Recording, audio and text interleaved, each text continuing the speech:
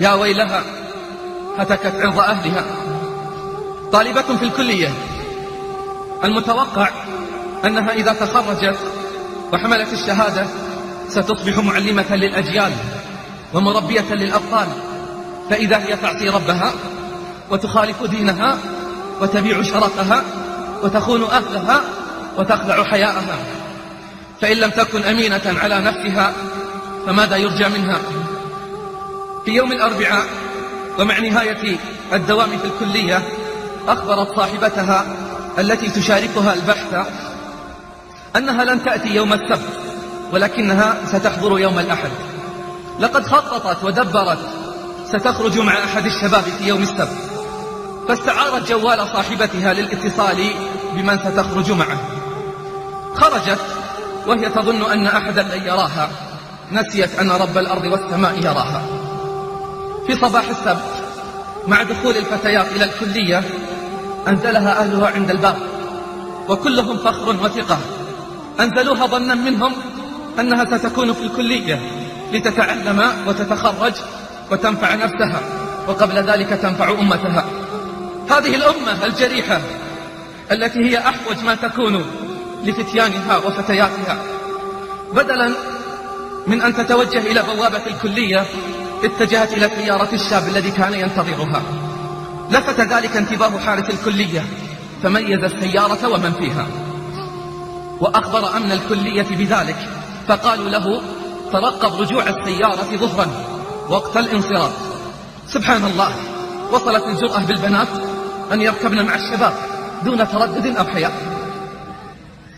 عند الظهر جاءت السيارة ووقفت إلى جانب الكلية تحت الأشجار، فاتجه الحارس الأمين إليها، ولما نزلت الفتاة من السيارة جاءهم الحارس وأمر صاحب السيارة بالوقوف، فهرب الجبان مخلفا ضحيته. فقال لها الحارس بعد أن أخذ رقم السيارة من أين أتيت؟ قالت أنا خرجت من الكلية. فقال الحارس إذن ارجعي إلى الكلية.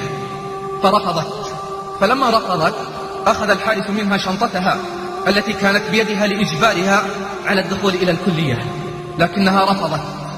فأخبر الحارس إدارة الكلية وسلمهم الشنطة.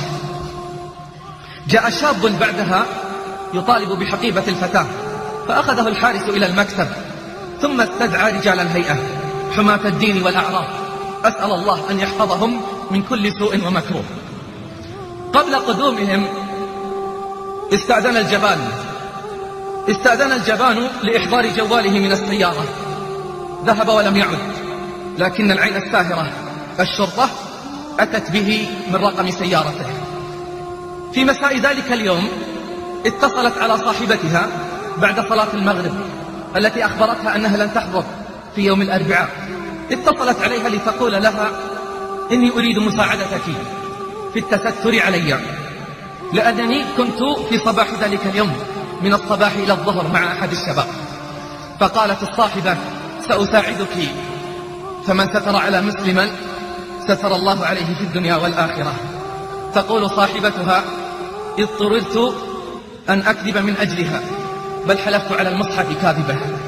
عجيب أمرهن، تستر على الباطل وتعاون على الإثم والعدوان. أما صاحبتها الثانية فشهدت كذبا وبهتانا وزورا بأنها رأتها يوم السبت في الكلية وهي لم ترها. لا إله إلا الله، هل يظنون أن الله غافل عما يعملون؟ أما هي فلقد ادعت أن حقيبتها سرقت، وأحضرت صويحباتها ليكذبن معها، بل وضعي تحت بل خطوط، بل جاءت بأمها لتقول إنها كانت في البيت ظهرا. تقول في التحقيق أقسم بالله العظيم وأمام المصحف الكريم بأني كنت متواجدة يوم السبت الموافق كذا وكذا داخل الكلية من الساعة 7:30 وحتى 12 ظهرا، ولم أخرج من الكلية، والله على ما أقول شهيد. حسبي الله ونعم الوكيل. جعلت الله أهون الناظرين والسامعين إليها. قامت الهيئة بدورها، وقام رجال الشرطة بدورهم، وجاءوا بالشاب، ولا يحق إلا الحق.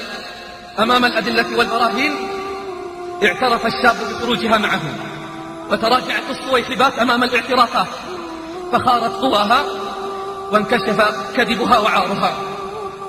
وجه لها ولصويحباتها إنذارات وفصل من الكلية.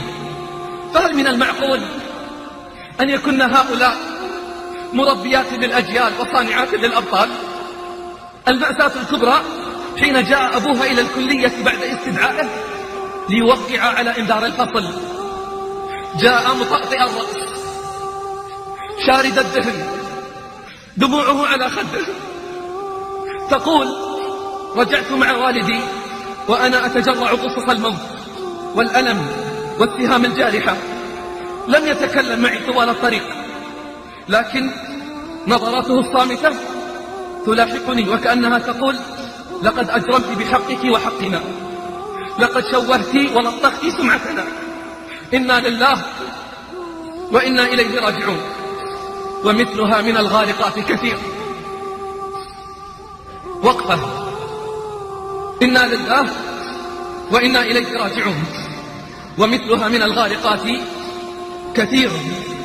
خرجت تمزق مع الصباح حجابها، قد قصرت بين الأنام ثيابها. خرجت وكل الهائمين تجمهروا، صرخت وجمع العابدين أجابها. يا ويلها هتكت عرض أهلها، قد أرخصت يوم الخروج نقابها. يا ويلها هذا العفاف تدوسه، قد ألصقت رأس الوفاء ترابها.